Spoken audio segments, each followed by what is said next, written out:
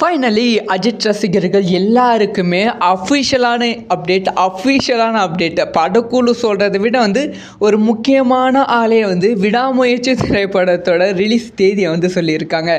இதை பற்றி ரொம்ப டீட்டெயிலாக தான் பேச போகிறோம்.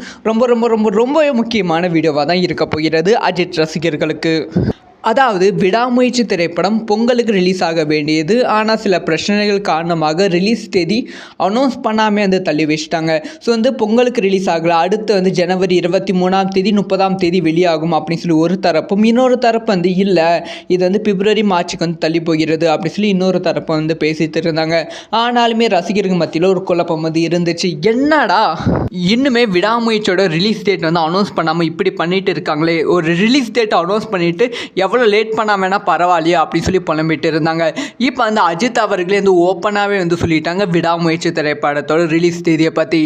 அதாவது நேற்றும் இன்றைக்கும் துபாயில் நடக்கும் கார் ரேஸில் அஜித் அவர்கள் பங்கேற்றாங்க. இந்த ஒரு கார் ரேஸ் அப்பப்போ ப்ரெஸ் மீட் அஜித் அவர்கள் கொடுத்துட்டு இருந்தாங்க. அந்த மாதிரி அஜித் அவர்கள் இன்றைக்கி என்ன சொல்லியிருக்காங்கன்னா, என்னோட அடுத்தடுத்த திரைப்படங்கள் அடுத்தடுத்து ரிலீஸ் ஆக போகிறது.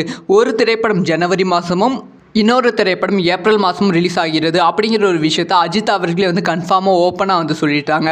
ஸோ அதனால் விடாமுயற்சி திரைப்படம் நாம் சொன்ன மாதிரி ஜனவரி 23ஆம் தேதி உலகம் முழுவதும் வெளியாக போகிறது. ஸோ ஃபைனலாக நம்ம சொன்னது எல்லாமே நடந்து விட்டது. இந்த ஒரு விஷயத்தை பற்றி உங்களோட ஒப்பீனியன்